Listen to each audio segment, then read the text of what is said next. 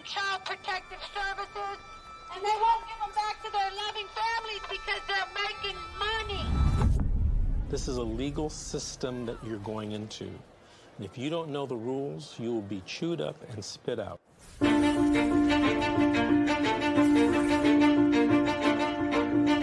If I could say anything to a mother who just got their children detained, you're in a crisis. Yeah. Life feels like it's over. The most important thing is regaining custody of your children. The child welfare system at its core is designed to protect children who need protection. Okay, and that's key, is who need protection. So social workers, out of fear, will remove more children rather than only remove those children that truly need to be removed. It's okay. It's okay. This isn't someone stole your car. Someone broke into your house. This someone took your child, your flesh and blood.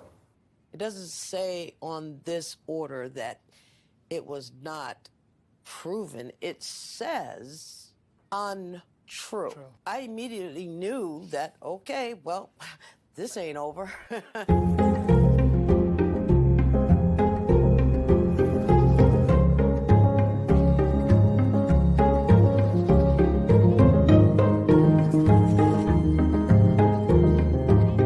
Were there signs there? Were there no signs? Did I miss them? Did I catch them? At this point, I honestly don't know. Families only get a finite amount of time to reunify. I came into this field to help families, not destroy them.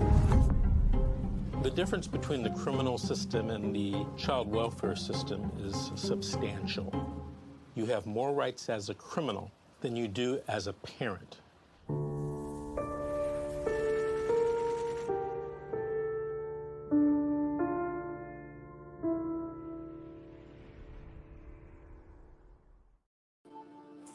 Good afternoon, everyone, and welcome to CPS Current Events. I'm your host, Amanda Cisco, and I'm joined by my guests, Sabrina and Nanito. How are you guys doing today? Did I say that right?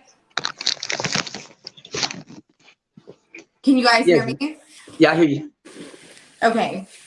So thank you guys so much for joining me today. I'm going to, after we hear your story, I'm going to give you some insight on how social services is able to steal babies from hospitals, and about the bonuses that they receive by doing so.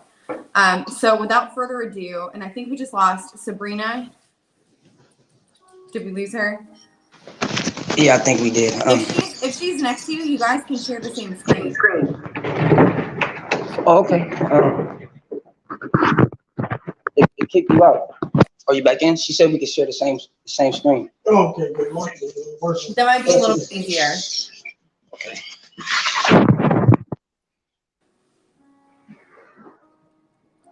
And if you guys hear anything in the background, I've got dog TV playing for my fur baby. He gets a little excited when I don't give him attention, so I'm trying to keep him occupied. And here he comes anyway. Hi, Bob.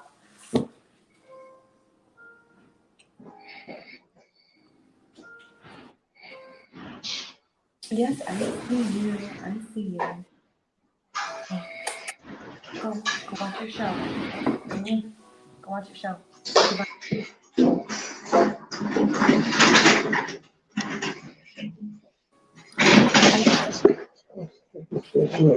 I'll give you guys a second to get settled. No worries. Yeah, I apologize. It's okay. You good? All right. She said she's back in. Okay. Can you see her? Not yet. She might be backstage. Let's give our producer a second. Yes, Mommy's busy.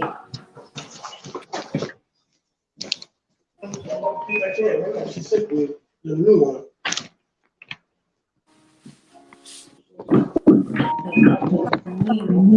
can't right now. No, I just can't.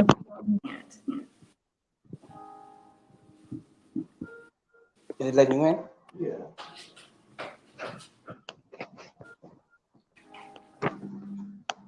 Are you in?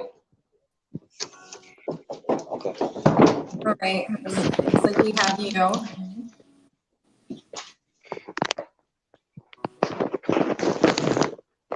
You see my little fur baby in the background. He's like, give me attention. You gotta go. Look, I paid for your very own subscription. Okay, it's TV just for dogs. Go watch. Bobby, go. Go. You gotta go. Okay, sorry about that.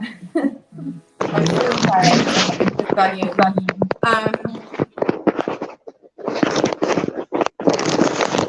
Just let me know when you guys are ready. Ready. Okay, so tell me about how CPS came into your lives. Actually, before we go into that, guys, tell me about like who you guys are. What do you do? You know, just give us like a little brief background on yourselves before we get into everything. Well,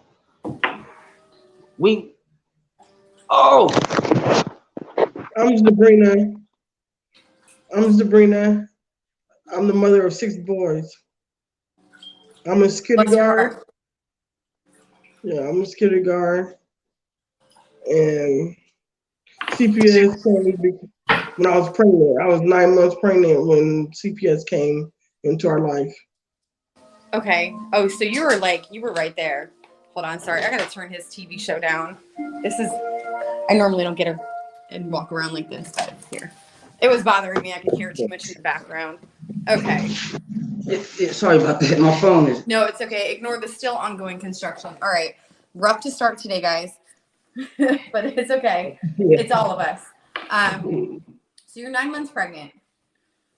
Yeah, that's when it came around. What brought them into your lives? Well, they said that they had got a call, and then ultimately they just came. They won't tell you who called or what they called about. They just came and knocked on the door, and you know, naturally, I'm thinking, you know, there's nothing to hide at all. You know, we're a family. You know, and we were homeless. We've been fighting homelessness. Finally got into a place, you know, and then they come. But while we were homeless, the police were coming on us and popping up on us while we were sleeping in the car with the kids and stuff, and they didn't do nothing. But now we finally got a house. Then they come for us. It's kind of weird. But as far as you know, like, how do I say this? Well, I let them in the house, you know, because they said they wanted to talk to the kids, to interview the kids. That was your first mistake, but go ahead. Yeah. Yes, ma'am. And so I let them talk to all of the kids. It took the woman probably, I would say, like 2 hours, and she even told us to let her talk to them by themselves or whatever. You know, I'm in the other room. I can hear so much, but at the end of the day, it boils down to this woman. She left, and then Sabrina went into labor, and then when I come back to come get the kids some food, you see the van parked outside, you know, and then like they were coming, but ultimately they said it was domestic violence. That's what they like started it with, is saying domestic violence, and this was in 2019, and then they came, took the kids, they went to the hospital, took Jedediah, my youngest, and we've been fighting them ever since, really. And it's 3 years, and it's been a long time. You know, it's not only affecting us, it's affecting our babies. And I absolutely understand that. So you're telling me 3 years ago, Sabrina, you went into labor, and they took your child from the hospital, and you've been fighting it ever since. Yeah, no, they gave it back to us for extended visits. Mm-hmm. And then what happened? Because usually once you get extended visits, they're like you're working toward unification, like them coming back home. I was doing video chat for a while for Julian, and then Julian ended up popping up at the house, and then he wasn't supposed to be there. Yeah, I wasn't supposed to be there, and I just came to see the kids. Alleged domestic violence. No, it was more of a. All right, so all of it in a nutshell is, we had an open case, you know, and we ended up. I completed the case plan. She completed her case plan, you know, and then they give us the kids for like what do they call it? They give us like 2 weeks with the kids, you know, with no one bothering us or anything, and then they took the kids. Like after the 2 weeks, they let them stay. They took the kids, and then I relapsed. You know, I messed with something I wasn't supposed to mess with. and it was SHRM, it was PCP, and I elaborated to the people that I was really down at that moment, and I relapsed, and then so to nip it in the bud, they give her the kids, and then I said, okay, I'll stay away, but I visited the kids, and they caught me visiting the kids, so they terminated it. So then we go back to square one.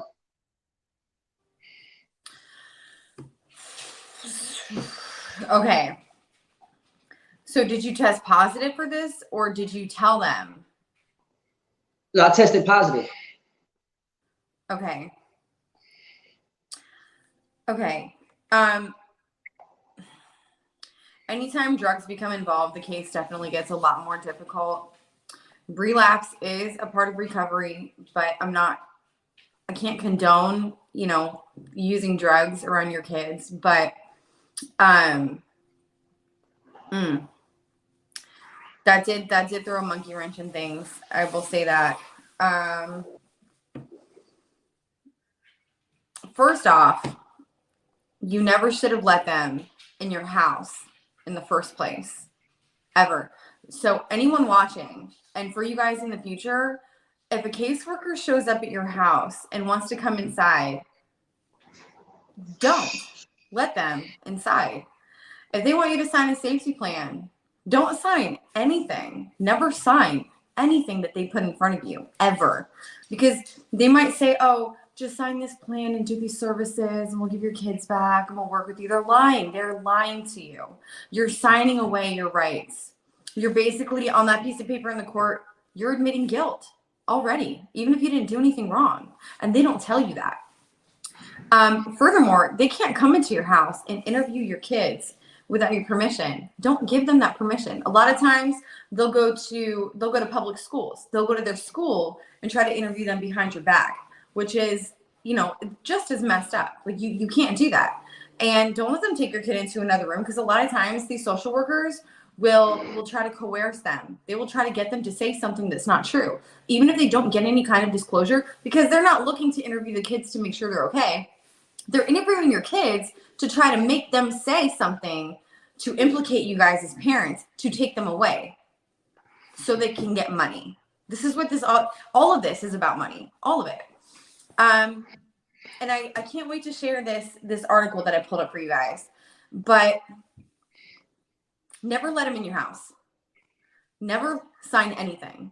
Never let them talk to your kids, especially in a different room where you can't hear what they're saying. And a lot of parents don't realize this until it's too late. And I'm so sorry that you guys had to go through that. Now, what was the reason for them taking your son from the hospital, Sabrina? I don't do drugs. I never did drugs at all. What's the reason that they're taking him from the So hospital? it's not because of any kind of drug test that came back positive. So what was it? No, they just wanted to take him. Oh man. Okay.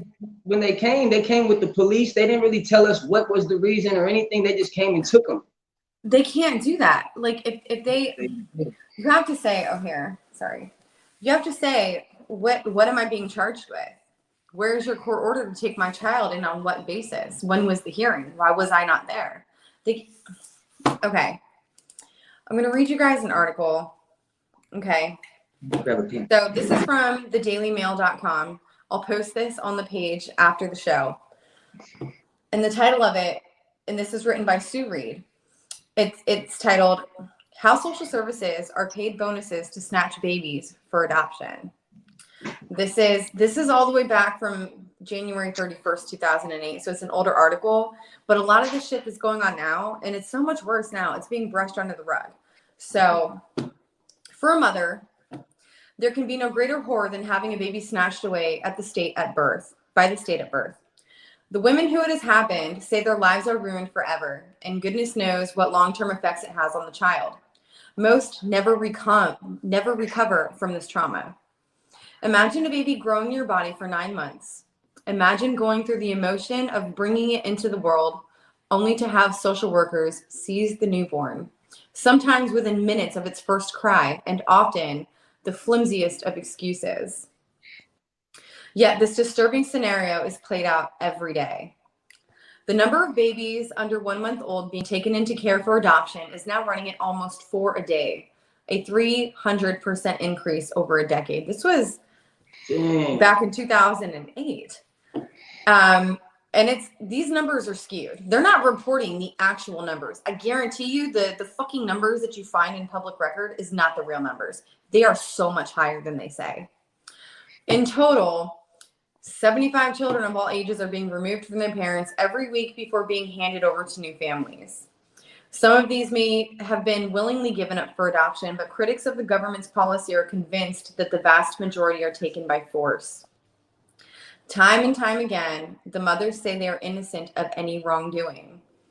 Of course, there are people who are not fit to be parents, and it is the duty of any responsible state to protect their children. Their children. The children don't belong to the fucking state. They belong to us.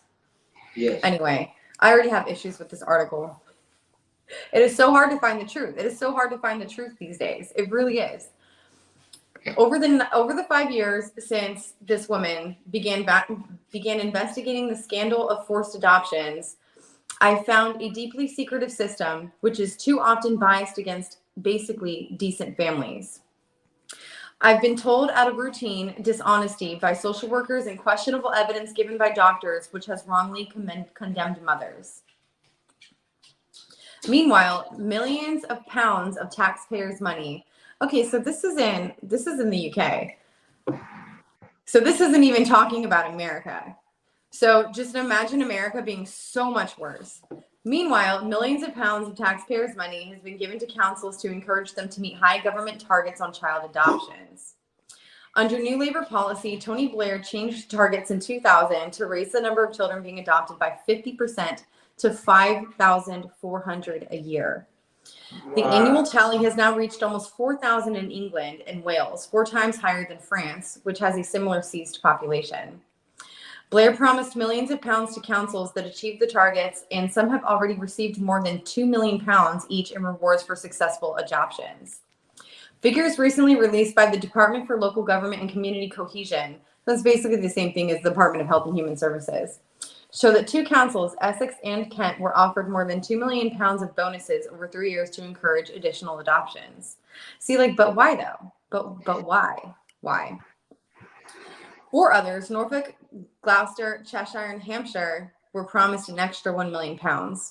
So they promised an extra £1 million, which is even more in US dollars, to those 4 specific areas. To 4 specific areas.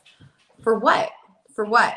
So you're literally picking out jurisdictions to target, and you're giving them, that's like saying in Los Angeles.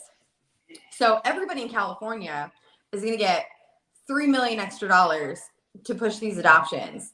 But if specifically San Francisco and Los Angeles, if they can do that, if they can meet those numbers, they'll get an extra $1,500,000. That's basically what this is. And just know that so this is from the UK. It is so much worse in the United States. It is so much worse in the United States. And I wanted to share this too. Is the CPS system is privately owned, like the penitentiary system. They got a whole little fountain of money or whatever that they get. It's all private. It's disgusting. It is disgusting. So back to the article. This sweeping shakeup was designed for all the right reasons, to get difficult to place older children in care homes allocated to new parents. But the reforms didn't work. Encouraged by the promise of extra cash, social workers began to earmark babies and cute toddlers who were most easy to place in adoptive homes, leaving the more difficult to place older children in care. As a result, the number of over 7-year-old children adopted has plummeted by half. Critics, including family solicitors, MPs, and midwives, as well as the wronged families, report cases where young children are selected even before birth by social workers in order to win the bonuses. More chillingly, parents have been told by social workers they must lose their children because at some time in the future, they might abuse them. I I need a second because just reading this stuff, I mean, I know how bad it is. Like, I know deep down how bad it is, but to just to hear some of this. So you're going to take someone's kid from the hospital because you believe they might possibly abuse them in the future. If I was abusive, I would have thrown your ass on the floor right here, right now, for dare even saying that. Okay, you want to see abusive? Let me show you. How fucking dare you? And I've been with her for 15 years. We had our kids all of this time. Now you guys want to all of a sudden come and do this? You know, there was never no allegations. I have no neglect. I have no criminal record at all. They even brought up a 2010 drunk in public because I had an open container. Like, are you serious? Like 2010, an open container. I got caught with, you know what I mean? And I was inside of an apartment complex. I wasn't in the streets. I was just sitting outside, you know. There are laws now. Check your jurisdiction. There are laws now where they can't bring up charges from 10 years ago. I mean, they'll try to bring up charges from like 1998 for some people. I've heard cases like that. Don't let them pimp you like that. Don't let them play you. You got to know your rights. You have to, like, as soon as you realize that CPS is trying to sneak into your life, educate yourself as soon as possible. Find yourself some allies. Start talking to people. Like, you know, get to know your Commonwealth. Get to know your district attorney. Like, just anybody in the system that you can befriend, that you can talk to. Hey, I'm a concerned parent. This is what's happened. Before it even starts, dip into your legislating, you know, branch in your municipality and just start getting to know your city council members. Just talk to people. The more people that know your face, the more names that you can drop, the less they're going to be able to fuck with you. Especially if your case gets to the point where it's out of control, especially as out of control as my case is. I was at my wit's end, and these people, these women just won't stop fucking with me. They just will not stop destroying me and my children's lives. They just will not let up. And I'm to the point now where my civil rights, my fundamental rights, my children's rights have been so horribly violated. I have no reason to sit here anymore. I've been respectful this whole time. I started law school. I started educating myself. I became a real estate agent. I did all these things. I never hurt my children ever at any point. In fact, I was protecting them from the abuse they were getting from their dad. And the whole thing got turned around on me because they decided they didn't fucking like me. Because I wouldn't bend over and let them rape me in the ass. Like my mother was when I was a kid. When I was a kid, exactly. I already know what time of day it is for you guys. I already know what time of day it is. And you think I'm going to sit here?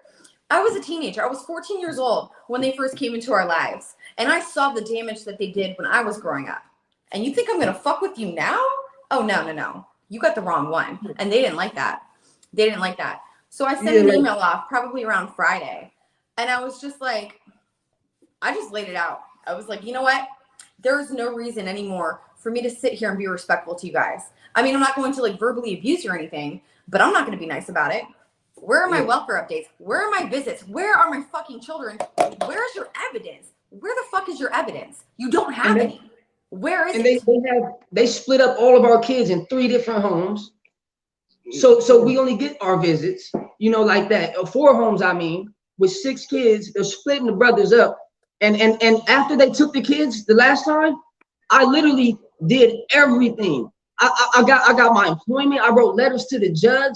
I'm telling him, you know, I got my career going. I started my career. I'm doing this. I was even paying for my own classes. I did child abuse prevention. I'm doing counseling.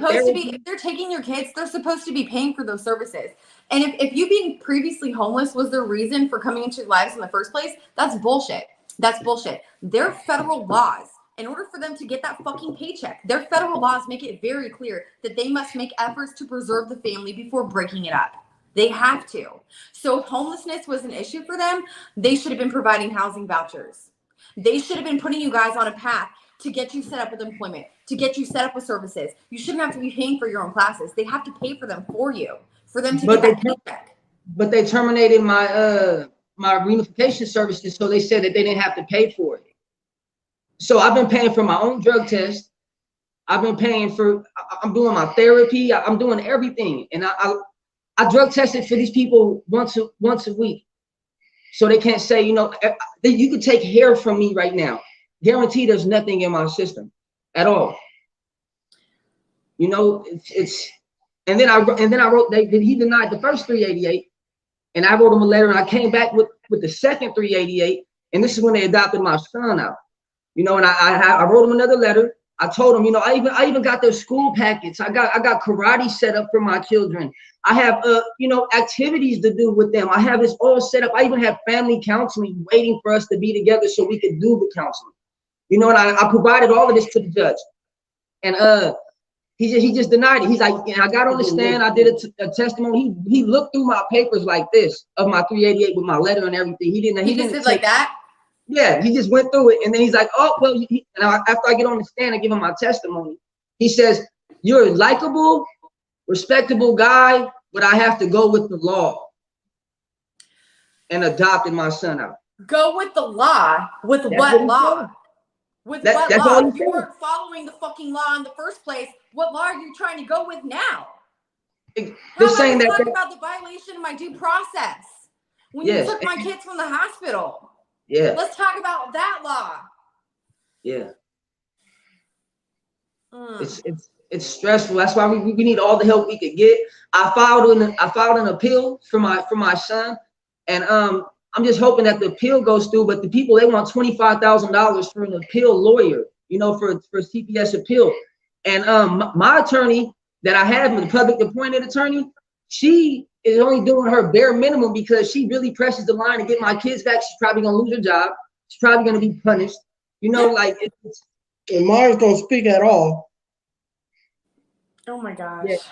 So yours doesn't even talk to you, Sabrina. No, he don't speak in court. When he speaks, he doesn't even speak in court. Low. Yeah, he speak low.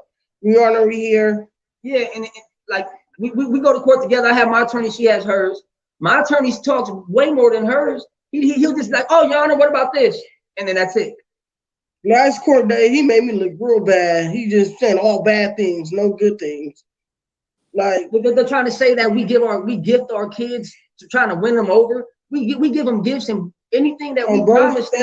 On birthdays. Okay, anytime your kids are in the system and like say you buy them birthday presents or you show up with activities, they automatically try to accuse you of, oh, you're trying to buy your kids loyalty. You're trying to buy them things so they say what you want them to say. That is such bullshit. That is such bullshit. You are trying to show your kids like and provide them comfort because there's somewhere that nobody wants them to be. They don't even want to be there. You don't want them to be there. They're going through so much trauma right now. Yeah, I'm gonna buy you some activities when I see you. Yeah, and our 7-year-old, the foster parent, like literally like telling him you be good, threatening him you be good, you see your mom and dad. You know, like telling him stuff like that. Yeah, and if you don't behave, you can't call your dad, you can't call your mom. And that's wrong. They should not be able to do that. Meanwhile, we parents can't do anything without being fucking chastised and penalized for it. Yeah, exactly. And I got everything I did.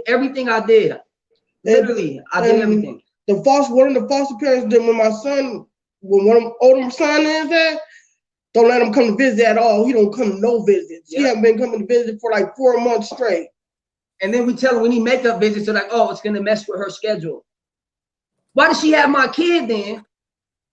If she can't fucking, you know, she can't even be a real, it's her job. She can't even do her job. And then she tells Jeremiah that his older brother, she doesn't want him talking to him because he's a bad influence on him. How the hell are you gonna tell a brother not to talk to a brother? And then they put him on meds, which we didn't approve of. Depression meds. He comes to visit. More money for getting them on. If they get the kids on medication, they get more money. Yeah, clearly. It's ridiculous. And man, when we confront one of the foster parents about the meds, he stopped coming to visits.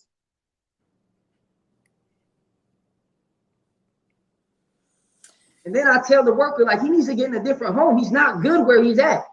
Oh, it's gonna cost too much money to switch houses.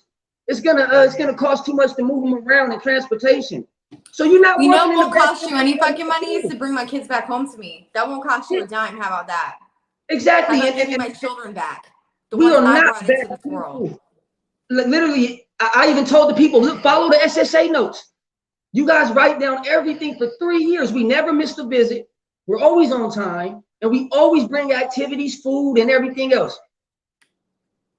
I got my oldest son a phone so I can be in contact with him, you know. And Joseph, the one that, and then my son that got adopted, he was so calm because I talked to him 4 times a week.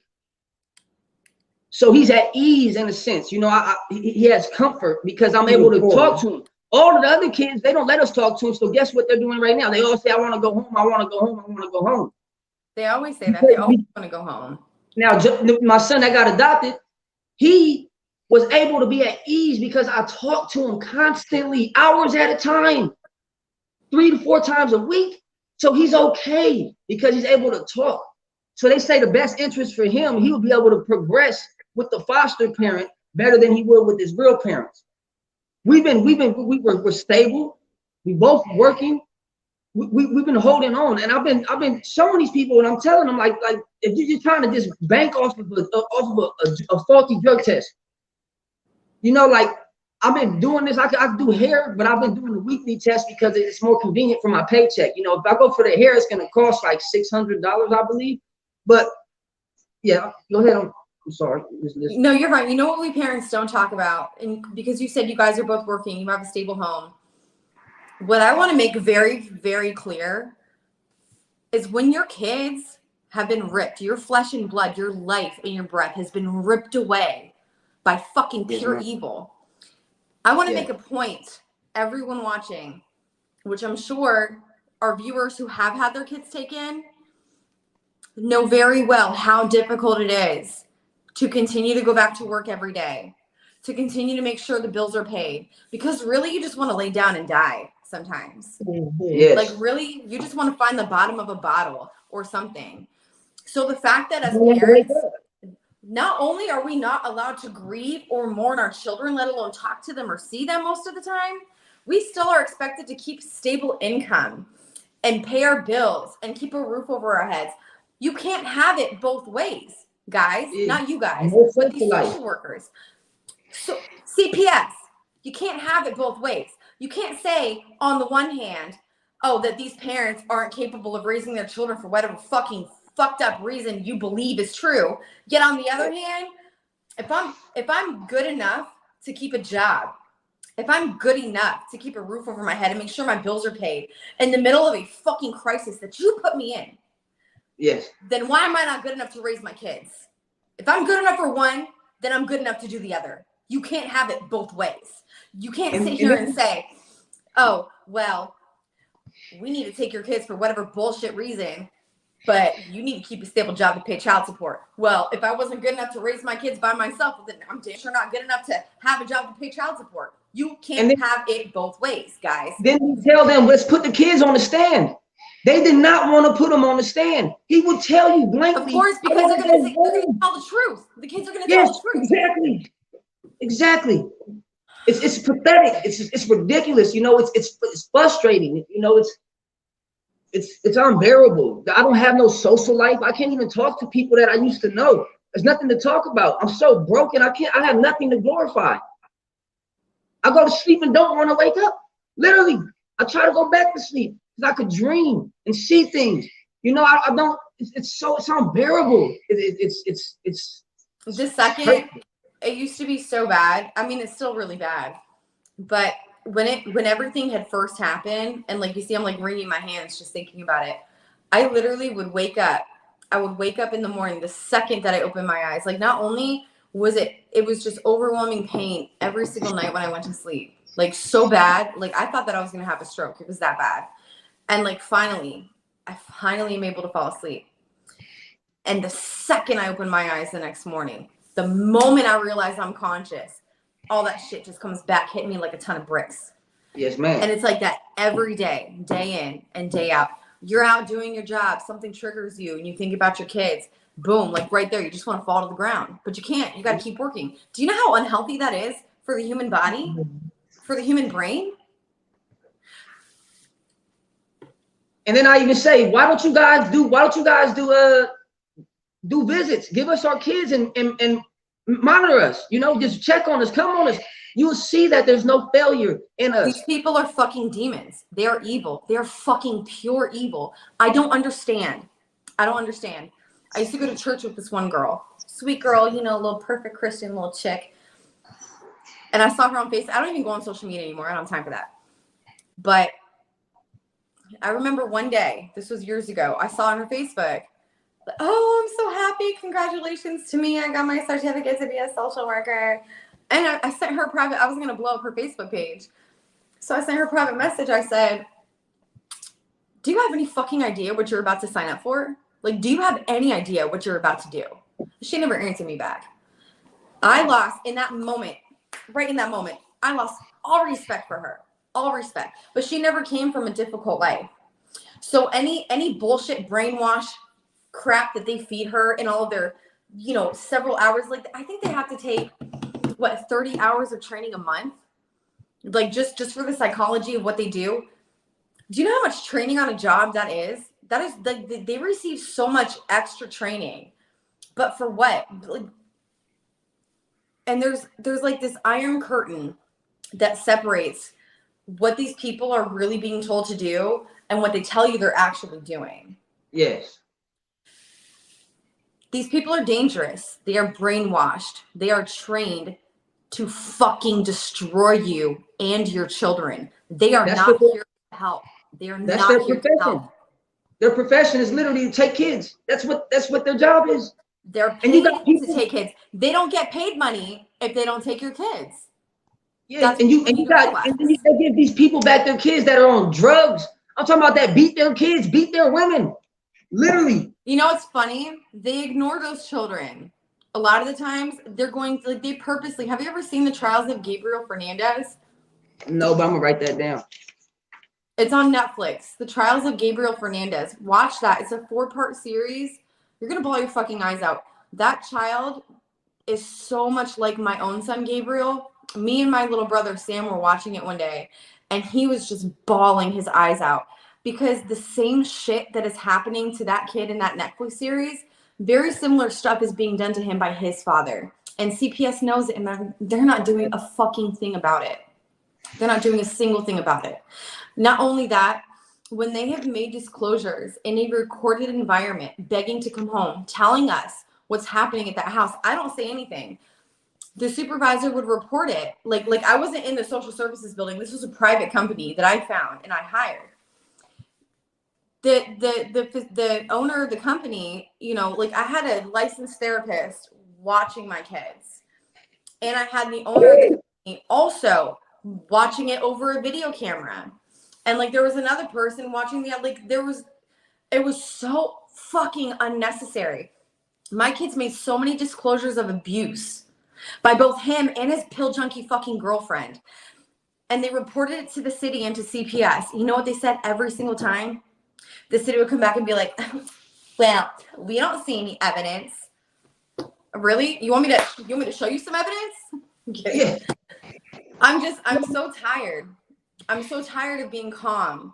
I'm so tired of being respectful so that they can walk the fuck all over me. Being nice to these people is not going to make them treat you any better. Being nice to these people is not going to make them bring your kids back home. So they tell me I need anger management. Abusive. But I'm saying, it's time to stand your ground.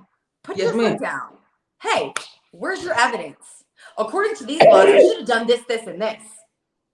Make sure you send it over email. Emails are admissible in court. Okay.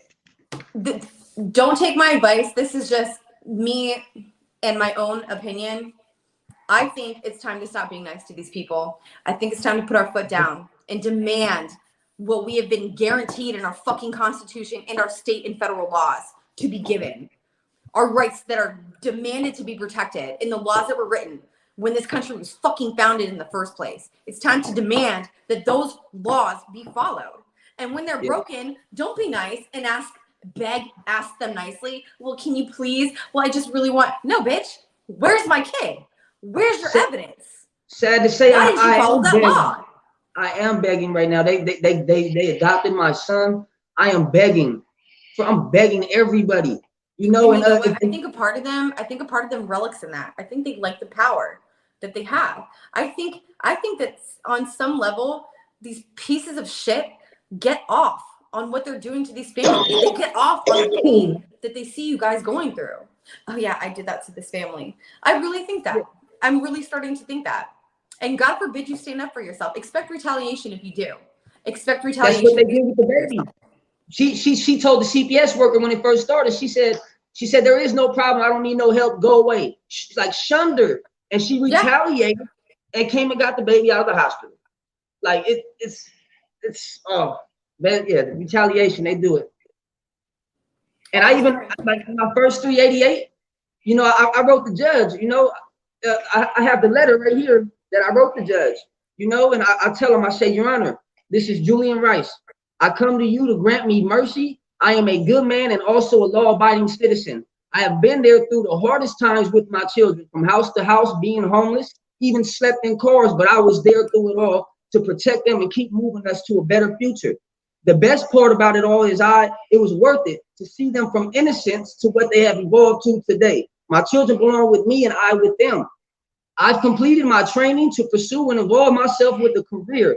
I have certificates to prove so, along with other documentation that I am more than willing to provide. I understand the main priority is to provide and raise these boys into men with morals and principles along with structure. I say I've been here with them since I was 16 years old. I am here still. They taught me how to appreciate life and cherish life itself. And this past 2 years has been a real eye-opener on how short life really is. And I want to spend the rest of mine with them, making up for the time lost with them. I ask for courtesy and sympathy in my request in redeeming my fatherhood. I have awakened to true perspective and logic. I intend to invest my knowledge and energy into my children's future along with the best individual interest. Please hear me clearly. I am worthy. I wrote this to the judge. That was amazing. You are so articulate. Everything you said was so heartfelt and so accurate. The fact that judge didn't listen, man. Oh, part of me wants to cry. Part of me wants to just rage. I'd like to say on my shows that we're gaining momentum. States are passing bills to prevent. But what about remedies? What about the remedies for the families that have been fucked and railroaded? What about us? So I need all the help I could get. You saw how quickly they shut down the Black Lives Matter protests. Why can't you shut down fucking CPS that quickly? Oh, that's right, because CPS is making you guys money. That's why. Yeah. Okay, well, we're approaching the end of our show in the next 10 minutes. I just posted an article on the CPS current events page. The title is Our Systems Meant to Help Are Hurting Black Families. So that's a good read. I don't want to take up too much time on our show now. I decided not to post the other article because it's based in the UK. You know, it's sort of, informational, but it's just not applicable enough to our laws and our country's statutes. So Together We Break Chains Production says, man, I got tears in my eyes because of what you guys are going through. I pray in the mighty name of Jesus Christ that the exposure and conviction is granted for every family. Jesus, please help them. Thank you. Thank you. Yeah. Thank you for that comment. And also, we even she even started a GoFundMe so we could get help with an attorney. You know, we're out of options. We need all the help we can get. I started a GoFundMe. Well, actually, it wasn't even me. My friend started a GoFundMe for the situation with my kids because she was there. We all knew that it was about to go down. I don't want to go into too much detail because they're already using every single show. Like the fact that I do these shows, they're using against me to such a high degree. It's disgusting. How dare you impose on my First Amendment rights for calling out the egregious things that you guys are doing? How dare you? And I'll address the judge if that comes up in circuit court. Let's go. Let's talk about it. Go ahead. Say one more defamatory remark about me so that you give me the opportunity to tell this judge everything that you've been doing. They may listen, they may not. I don't know. But I do know this. I will never stop fighting for my kids. They will age out one day and they will come find me. Even if I did lose the last 10, 15 years of being in their lives, I guarantee you, when I see them again, I will have a huge savings account for them. I will have my law degree. Like you're not, no matter what these people do to me, you're not going to keep me down. And they hate that. They hate that. Just don't ever stop fighting, but also give yourself the opportunity to grieve. Like give yourself a safe space to break things, to scream, to cry. Like we have to let it out. The more that we shove it down, the closer we're bringing ourselves to a complete psychotic break or a stroke. Eventually. You could have a fucking aneurysm. You could have a heart attack from the stress that this is putting us through. And imagine what that's doing to our kids, because we are grown adults. We are grown adults with the mental and emotional wherewithal, for the most part, to be able to like analyze and process these stressors that are happening. But what about a child? What about a child? They don't have that ability of rationalization. They can't do that. Imagine what it's doing to them. You know? Yeah, the mental anguish. You know, it's literally, it's ongoing. And I don't. It's bad for us. Imagine how horrible it is for a child. That's what I'm saying. They tell me, they talk to me. You know, they say, I want to come home. I'm ready to come home. They keep on telling me and my son, he will end the visit every time with a prayer. He does prayer, and then he'll let all of his brothers, like, anyone want to add into it? This is my 7-year-old son doing this. The one that they took from me. He is such a good spirit. And I'm trying to tell these people, you guys did not make this person. You did not raise this young man. I did. Me and their mother raised them with morals, and you know, and they just take it. I do mourn, you know, and the sad thing is when they adopted him out, I mourned and cried as if he died. You understand me? I was so hurt inside. I cried 3 days in a row. Hurt. You know, it's my baby. Yeah. It's sad, you know. It hurts me when my 3-year-old call the other foster mother, call her mom. You know, this hurts my feelings. And she doesn't speak English.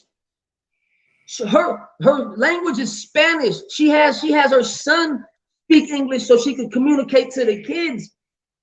I even go as far as to question her citizenship. And how fucking dare that state that you live in? How dare they try to sit there and say that home is more suitable for that child of yours, your child, that home where the parent can't even speak English. Not that I have anything against Hispanics or any non-English speaking family, but how dare you sit here and say that this home is better than the home that I can provide for my own child? Yes. Are you kidding me? You guys are indoctrinating my kids. Y'all, my patience is getting thinner and thinner every day. I'm running out of patience. I'm running out of nice Amanda. I'm turning into a fucking asshole. Man. I can't. Every time I hear one of these stories, every time I deal with one more hurdle of bullshit for my own municipality, I'm going to reach a breaking point. I really am. One day these people are going to fuck with the wrong parent and a lot of shit is going to go down. Yeah. A lot of people can get hurt. A lot of things can get blown up. You never know. And my public you never. I'm not saying that I'm ever gonna do that, because please don't think I'm saying that I will. But whoever judge or social worker might be watching my show right now for my case, fuck off. That's not what I was saying. Yeah. I'm just saying one day y'all are gonna fuck with the wrong fucking people, because a lot of judges and social workers watch the show. One day you guys are gonna fuck with the wrong parent and you're gonna fucking pay for it. I'm not gonna be that parent, but I'm telling you, our patiences are running thin. Yeah, I don't want to snap. I don't want them to see a side of me. Huh? I don't want to snap. I don't want them to see a side of me. But I'm gonna have to let them see it though. And then when they adopted our son out, the attorney says, "Oh, you got 5 more kids you could get back." So you're telling me you're gonna file another 388? This is what this woman tells me. She says, so I said you're gonna file another 388, and you're telling me I that attorney said that. She said that. She said, I don't give care up. how many kids I have. I don't care how many fucking kids I have. I don't give a shit. Each one of my children matters. Yes. Each one of my fucking kids matters. How dare they sit there and say, "Oh, you got 5 more"? All 6 of them matter, you fucking asshole. Yeah. So you're telling me you want us to be of my kids. I'm not gonna forget about one because I have 5 more. That's not how parenting works. And how do you think our family's gonna work knowing that we're missing one? We're not gonna be able to get over that. Or my sons are gonna ask about their brother. This is disgusting. This is disgusting. Okay. And they literally split them all up so they could try to take them one by one. Literally. I need a real lawyer. I need help. I need someone to go in there and. I'll be in touch with you after the show. As soon as we hang up, I'll be in touch with you. We're reaching the end. I have 2 more questions to ask you guys. Okay. My first question is, for another family in your situation, specifically to your case, what do you know now that you didn't know before? And because of that, what advice would you give them? Don't let them in the house. Yeah. Now, my second question. Kids about your present. Say that again. I'm sorry. Don't let them walk away with your kids without you being there to question them. Damn right. What I had learned is these people were literally gonna say and do whatever they want. Every one of the reports are double-sided. They're not gonna be on your side. They're gonna be against you. They say they report the good, the bad, and the ugly. They're literally building cases on you while they have your kids. They add more and more programs to it. You got to get it done as fast as you can, and don't do what I did, and take it for granted. You know, stay on the right track. You know, everyone could turn over a leaf. And what I do know, these people are, like Amanda's saying, is pure evil. They are professional kid snatchers, literally. CPS, child people snatcher. Think about it. This is domestic terrorism by definition. This is domestic terrorism. I agree. Now, lastly, this is going to be probably a little bit emotional. If your kids were watching, if your children were watching the show right now, what would you want to say to them? What do you want them to know? Now, I'm never going to give up. And keep praying. You know, and I'm coming one way or another. We're coming for you. We're fighting. We're going to fight to the end. We're never going to give up, babies. Mommy, love you. I know that's right. There is nothing stronger in this earth than a parent's love for their child, especially mothers. And you're a good dad, but I'm telling you, like, mothers have a special kind of love. Yes. And they know each other. Well, thank you so much, guys, for being on the show today. Let's go ahead and wrap it up.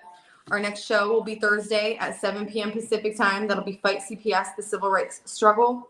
Sabrina, I will be in touch with you guys as soon as we hang up. Thank you so much, everyone, for tuning in today. Sorry for losing my temper. It gets really, it's getting difficult. Yeah. And if anyone's watching, you guys, she has a GoFundMe. We're trying to get a lawyer. Anything will help from anybody. What is the name of your GoFundMe? Sabrina Nell. Okay, so same as your name. Yeah. All right, guys. If anyone's watching who can contribute, you know, that's the name of their GoFundMe right over here. Oh, I can't. It's like hard. Right there. Yeah, the name right here. Oh shit. Yeah, anyone can help. just it flips, like the image flips it around. I couldn't do it though because I'm trying. We're not special. We're just yeah, getting new technology. Well, Well, thank you guys for being on the show. I really did enjoy having you. You know, just wait on my call. And thank you everybody else for tuning in. Keep us in prayers, please. Absolutely. Absolutely. And thank you for having us and letting these people get an idea of what we're going on and what we need help with. And I appreciate you extending your arm and your olive branch to me. Thank you. Thank you. Thank you. And just stay strong. All right, guys. Well, you guys enjoy the rest of your day. You too. Bye-bye.